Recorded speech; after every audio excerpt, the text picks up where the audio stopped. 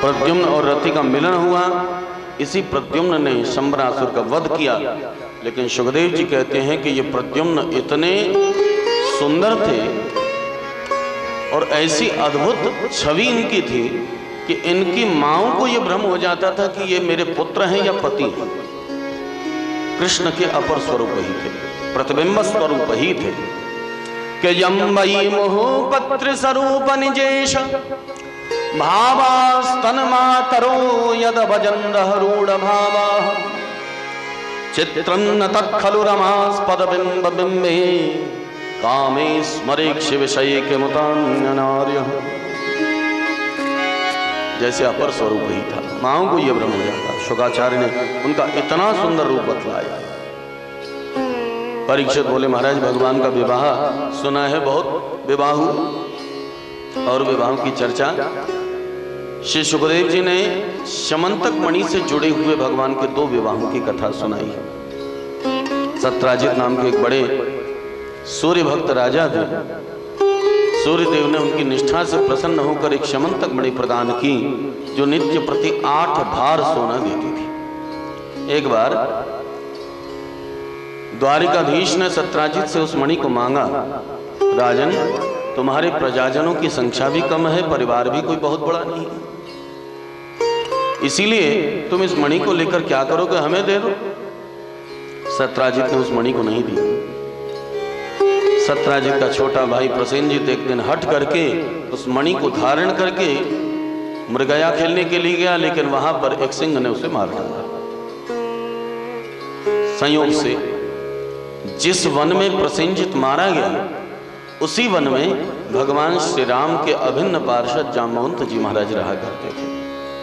जामवंत जी नीचे उतर कर आए, दमदमाती हुई मणि को देखा, उठाकर अपने साथ आ गए।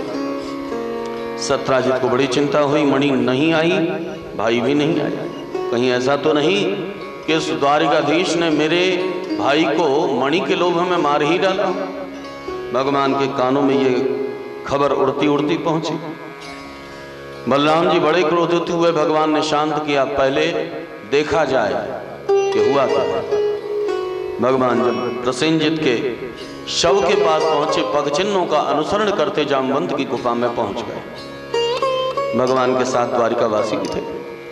भगवान ने द्वारिकावासियों से कहा कि अगर मैं 10-12 दिनों के अंदर वापस नहीं आता हूं तो तुम सब वापस लौट जाना। समस्त द्वारिकावासी भगवान की प्रतीक्षा बाहर ही करते रहे, लेकिन भगवान 12 दिनों के अंदर नहीं आए। जामवंत की उस गुफा में भगवान जैसे ही प्रवेश किए, जामवंत को मनुष्य की गंध आई, भीड़ पड़ा, युद्ध होने लगा। 27 दिनों तक युद्ध हुआ। 27 दिन।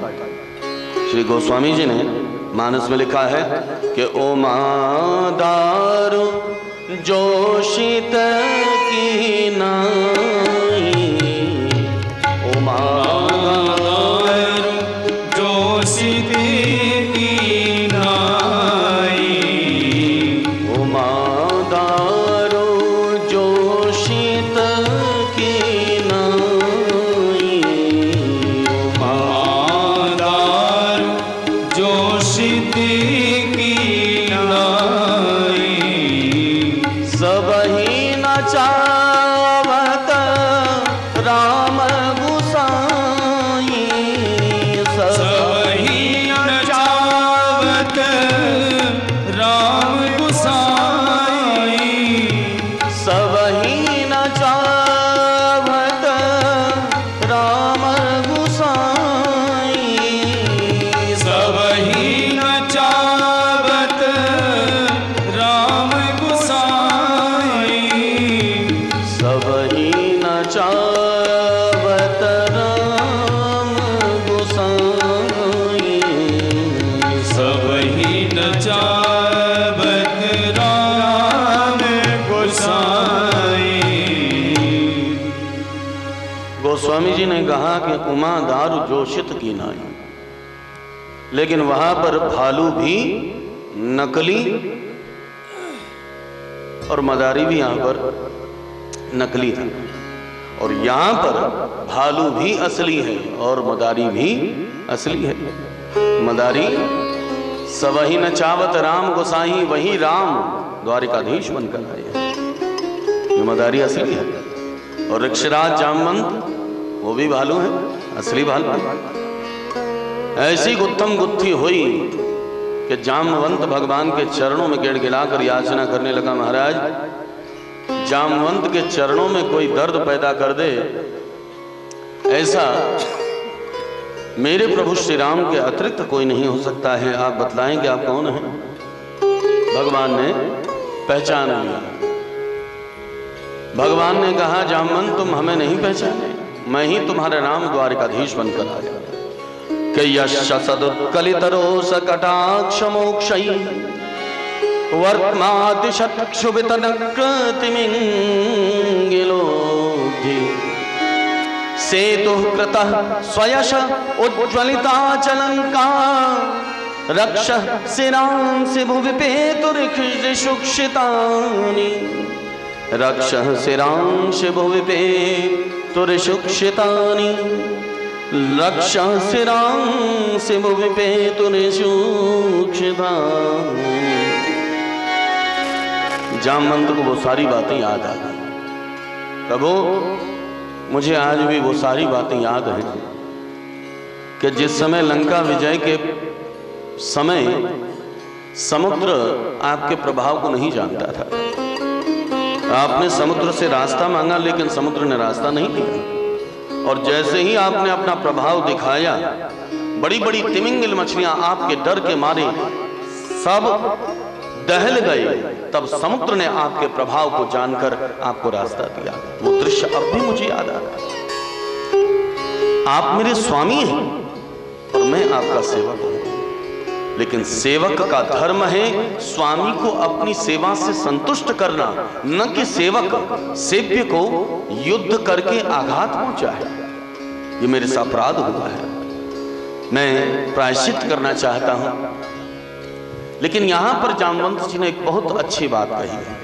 अभिमृश्यारविन्दाक्ष पाणिना संकरेण तम मणिहेतोरिह प्राप्ता वयं वृक्षपते। बड़ी अद्भुत बात कही है महाराज।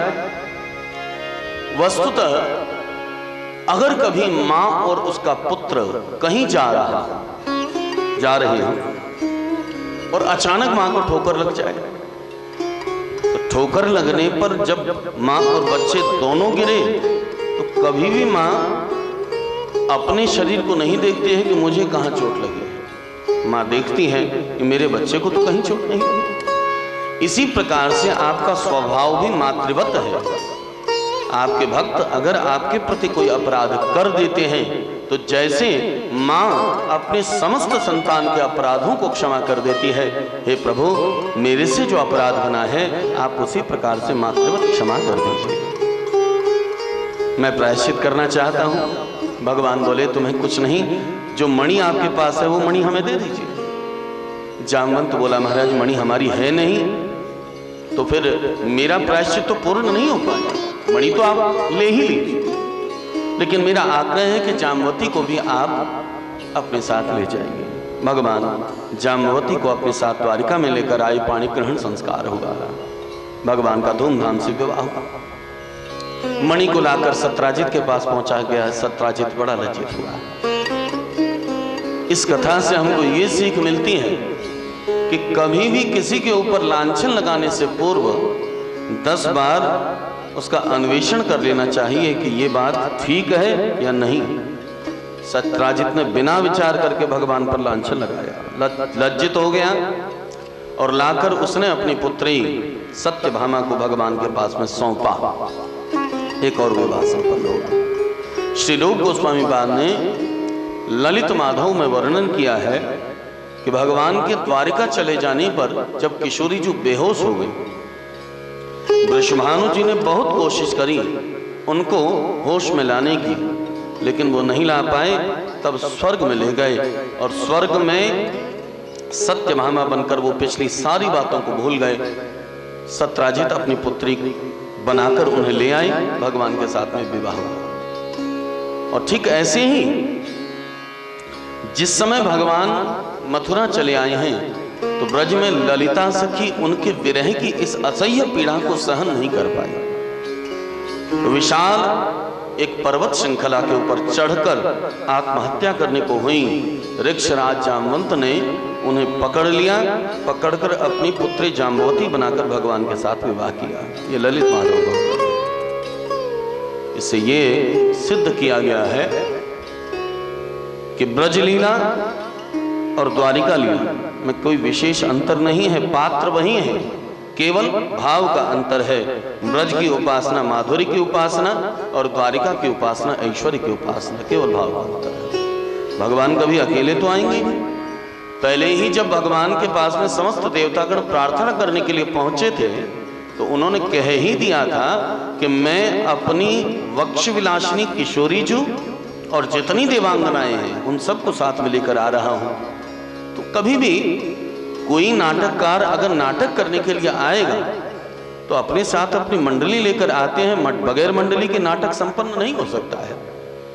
फिर भगवान का ये अभिनय, भगवान का ये नाटक अकेले कैसे संपन्न होगा? भगवान को भी अपने सहयोगियों की आवश्यकता पड़ती है। तो अपने सहयोगी वो यहाँ के नहीं हो सकते क्योंकि भगवान स्वयं चिन्मय है। तो चिन्मय प्रभु को चिन्मय पात्र की ही आवश्यकता है, चिन्मय गोविंद को चिन्मय सहयोगियों की ही आवश्यकता है। इसीलिए प्रभु अपने साथ में उन चिन्मय सहयोगियों को ही लेकर आते हैं जो उनका सहयोग करते हैं। प्रेम से बोलिए श्री राधे। इधर परीक्षित जिस समय भगवान द्वारिका में निवास कर रहे थे, एक बार भगवान किसी कार्य से द्वारिका से बाहर गए। अक्रूर और कृतवर्मा ने शतधन्वा को शमंतक मणि लेने के लिए उत्तेजित किया। शतधन्वा ने जाकर सत्राजित का वध कर डाला। अब सत्राजित के वध करते ही मणि को तो छीन लिया, लेकिन शतधन्वा के विषय में जब भगवान को मालूम पड़ा तो भगवान युद्ध करने के लिए पहुंचे। शतधन्वा को मालूम पड़ा कि भगवान मुझे मारने वाले हैं, तो उसने अक्रूर की शरण ली, लेकिन किसी ने उसको बचाया नहीं। भगवान ने शतधन्वा का वध किया। मणि अक्रूर के पास में थी।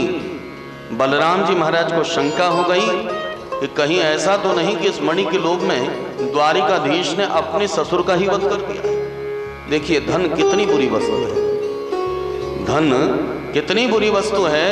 स्वयं भगवान के बीच में भी यहाँ पर फ्रिक्शंस पैदा हो गए, झगड़े हो गए। बलराम जी महाराज ने भी भगवान को शंका कर डाली कि कहीं ऐसा तो नहीं इस मणि के लोभ में उसने मेरे अपने ससुर को ही वध कर डाला। भगवान ने बार बार कहा, दादा मैंने मणि नहीं ली है, लेकिन वो नहीं माना। तब अक्रूर जी के पास भगवान गए। श्रीमद् भागवत में भगवान के सबसे करुण वचन है, सबसे करुण। गिड़गिड़ाते हुए भगवान ने अगर किसी से प्रार्थना करी तो अक्रूर से प्रार्थना करी है कि महाराज मैं सच कहता हूं कि मुझे उस मणि से कुछ भी नहीं लेना देना। अक्रूर मैं जानता हूं कि ये मणि तुम्हारे ही पास है, मैं उस मणि को एक बार बस अपने दादा को दिखा दूं, उतने समय के लिए तुम मुझे दे दो। मैं विश्वास है वचन देता हूं कि इस मणि को तुम्हें वापस ला कर दे दूंगा। किंतु मामग्रजः सम्यं न प्रत्येति मणिं प्रति, किंतु मामग्रजः सम्यं न प्रत्येति मणिं प्रति। मैंने दादा को बार बार कहा माम अग्रज, नहीं माने, मैंने नहीं लिया, मैंने नहीं लिया। अक्रूर जी ने वो मणि दे दी। तब जाकर बलराम जी महाराज को विश्वास हुआ कि कन्हैया ने ये मणि के लोभ में ऐसा निम्न स्तर का कार्य नहीं किया है।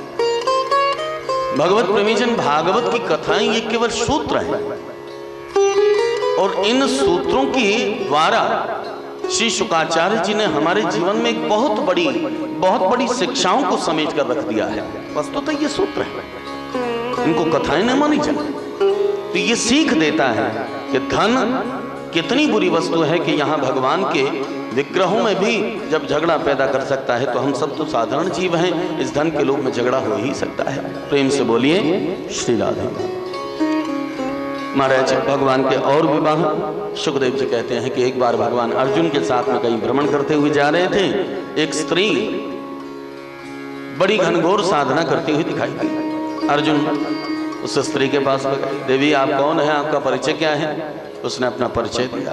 कालिंदी समाक्षाता वसामि यमुनाजलि नान्यम पतिम वृणीतमृते श्री निकेतन। आप कौन हैं? मेरा नाम कालिंदी है। तपस्या क्यों कर रही हैं? नान्यम पतिम वृणे तमृते श्री निकेतनम।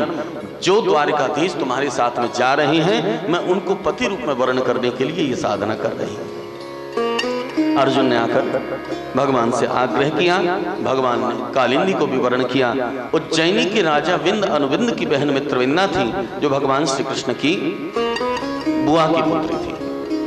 उन्होंने स्वयंवर में भगवान श्री कृष्ण को वर्ण करना चाहा। भगवान शत्रुओं से भरी हुई सभा से उनका हरण करके लाए। उनका विवाह संपन्न हुआ।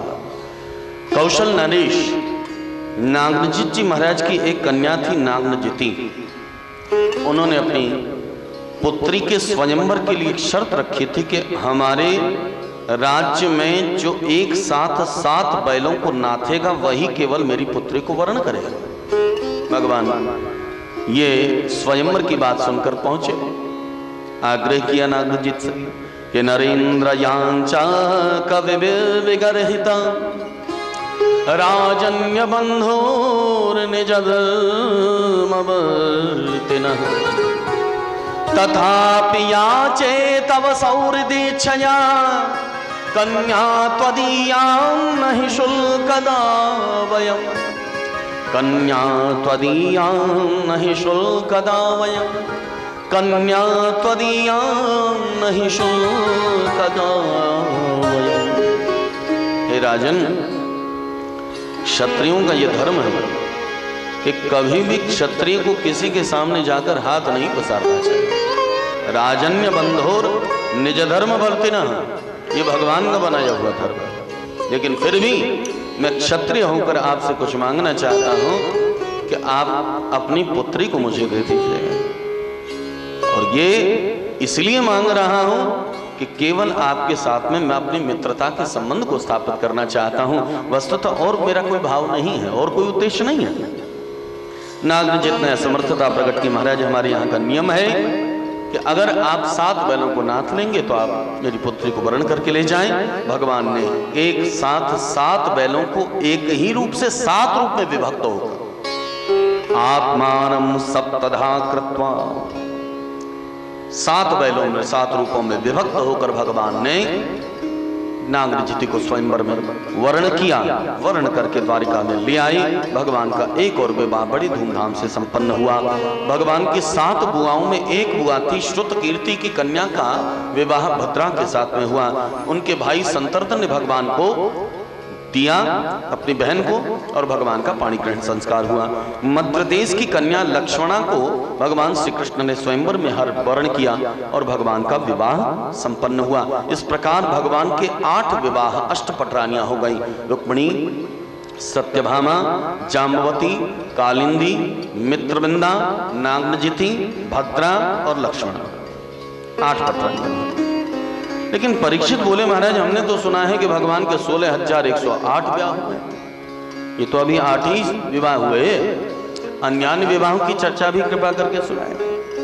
तब सुखदेव जी कहते हैं, ठीक है परीक्षित, अब तक भगवान के रिटेल विवाहों की चर्चा आपने सुनी, अब भगवान के होलसेल विवाहों की चर्चा भी श्रवण कीजिए। भौमासुर नाम का एक राजा था, बड़ा प्रतापी था। इतना प्रतापी था कि उसके राजधानी का नाम था प्राग ज्योतिषपुर। सभार्यो गरुड़ारूढ़ प्राग ज्योतिषपुरम ययु। उसने आसपास के जितने राजा थे उन सबको परास्त करके वहां से 16,100 राजमहिषों को ले आया था। और उसकी इच्छा थी कि जब इन सब की संख्या 1 लाख हो जाएगी तो मैं इनके साथ विवाह करूंगा। भगवान के पास में खबर गई, भगवान ने आक्रमण कर दिया भौमासुर के ऊपर में, भौमासुर को परास्त किया। लेकिन भौमासुर चूंकि पृथ्वी पुत्र था, इसलिए साक्षात पृथ्वी देवी ने भी आकर भगवान की स्तुति करी है। नमः पंकजनाभाय नमः पंकजमालिनी नमः पंकजनेत्राय नमस्ते पंकजांग्रे। भगवान के हर अंग की तुलना कमल के साथ में की। कि नव कंज लोचन कंज मुख कर कंज पद कंजारुणम। नव कंज लोचन कंज मुख कंज पद कंजारुणम। श्री रामचंद्र कृपालु भज मन हरण भव भय दारुणम। श्री रामचंद्र कृपाल भय मन हरण भव भय दारुणम। नव कंज लोचन कंज मुख कर कंज पद कंजारुणम। नव कंज लोचन कंज करु कंज पद कंजारुणम। नव लोचन कंज मुख करु कंज पद कंजारुणम। कंज पद कंजारुणम। कर कंज पद कंजारुणम। भगवान का हर अंग कमल के समान है। गोस्वामी जी ने भी प्रभु श्री राम के प्रत्येक अंग की तुलना कमल के साथ में करी। भगवान के नेत्र भी कमल के समान, भगवान के कर भी कमल के समान, भगवान का वक्षस्थल भी कमल के समान, भगवान के चरण भी कमल के समान।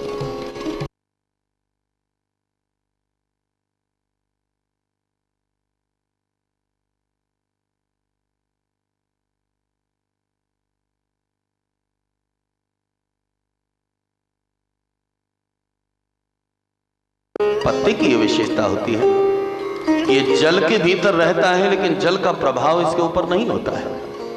तद्रूप हमारे प्रभु संपूर्ण जगत की सृष्टि स्थिति प्रलय करता है, लेकिन सृष्टि के भीतर होते हुए भी सृष्टि से परे। सृष्टि का प्रभाव इनके ऊपर नहीं है। इसलिए हमेशा जब भी भगवान की तुलना किसी फूल से की जाती है, किसी पुष्प से की जाती है, तो केवल पद्म पत्र से, फूल कमल के साथ ही की जाती है। भगवान ने समस्त राजमहिषियों को बंदी गृह से मुक्त कराया, लेकिन सब राजमहिषी ने आग्रह किया, महाराज हम अगर अब अपने पिता के पास में जाएं तो हमें अपने पिता स्वीकार नहीं करेंगे, और कोई भी राजकुमार इसलिए विवाह नहीं करेगा क्योंकि हम भौमासुर के बंदीगृह में बहुत दिन रह चुके हैं।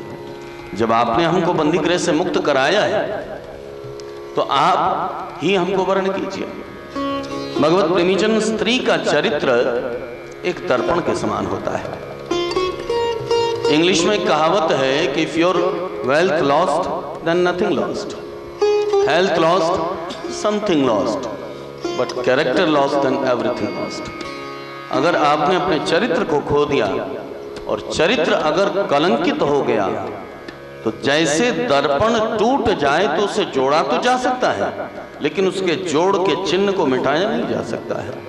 इसलिए महाराज हमारे मस्तक पर जो कलंक का टीका लग चुका है, तो आप कृपा करके हमें वर्ण कीजिए। भगवान ने सभी को एक साथ वर्ण किया। 16,108 भगवान के विवाह संपन्न हुए। प्रेम से बोलो श्री राम।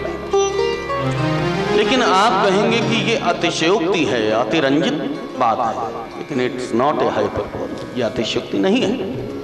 श्रीमद् भागवत का शब्द शब्द अक्षर अक्षर सत्य है।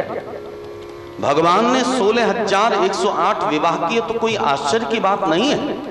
भगवान चंद्रवंशी है और भगवान श्री कृष्ण को षोडश कला पूर्ण कहा गया, श्री रामचंद्र को द्वादश कला पूर्ण कहा गया। श्री राम जी की अपेक्षा कृष्णचंद्र में 4 कलाएं अधिक हैं। चंद्रमा षोडश कलाएं होती हैं उसमें, प्रतिपदा से चतुर्दशी तक 14 तिथियां, पूर्णिमा और अमावस्या, कुल मिलाकर 16 तिथियां होंगी। भगवान उसी चंद्रवंश में जन्म ग्रहण किए और कृष्णचंद्र में श्री राम जी से जो 4 कलाएं अधिक हैं वो क्या है?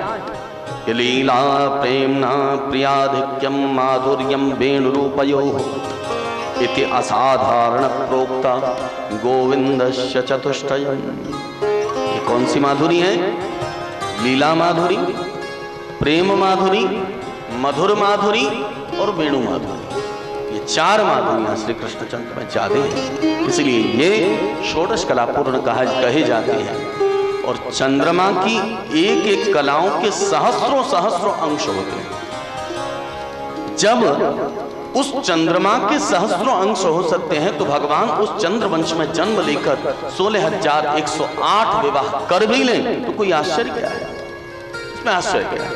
और फिर भी अगर हमारे मन में शंका रह गई हो कि भगवान ने ऐसा किया तो क्या भगवान के लिए ये शोभनीय था, तो इस शंका को फिर सुखदेव जी ने निरस्त किया है। किस्मायावलोकलवदर्शित भावहारी भ्रूमंडल प्रहित शौरत मंत्र शौंडैः पत्यस्तु षोडश सहस्रमनंगमाणैः यश्चेन्द्रियं विमथितुं कर्णैर्नशेकुः। बड़ी अद्भुत बात है सुखदेव जी। हमारी पहुंच, हमारे मानसिक स्तर, हम जो दिन रात सोचते हैं केवल उतना ही ऊपर तक जा सकता है। क्या सोचेंगे? ये भगवान 16,108 विवाह की, ये भगवान का लीला नहीं है। लेकिन सुखदेव जी कहते हैं कि पत्न्यस्तु षोडश सहस्रमनंगमाणैः,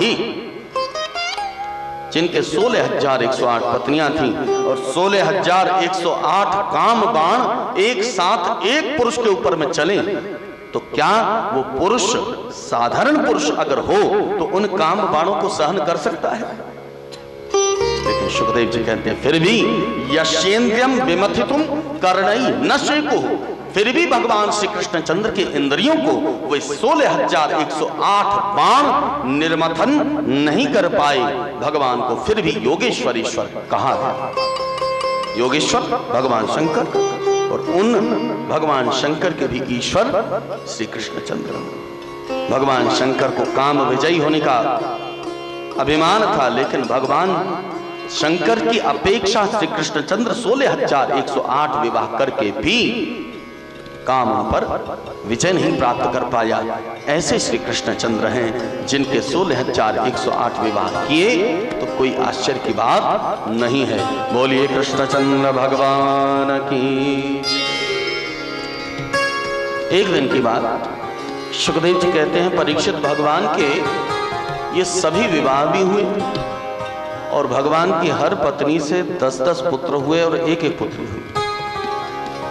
इस प्रकार भगवान के पुत्रों की संख्या हो गई 1,64,080। भगवान के इतने पुत्र थे। एक दिन रुक्मिणी जी के साथ भगवान बातचीत कर रहे थे, न जाने भगवान की मुद्रा गंभीर हो गई और गंभीर मुद्रा में भगवान ने रुक्मिणी से कहा, रुक्मिणी तुमको पाने के लिए बड़े बड़े राजे महाराजे तैयार खड़े हुए थे, लेकिन तुमने उन सब बड़े राजे महाराजाओं को त्याग कर मेरे अंदर में आखिर ऐसा क्या देखा? न मेरा रूप है, मैं महाकाला काला गलूटा, और फिर न मेरे अंदर में गुण है, मैं एक साधारण ग्वाला गायों को चराने वाला। तुमने मेरे से विवाह करके अपने और अपने पिता के नाम को कलंकित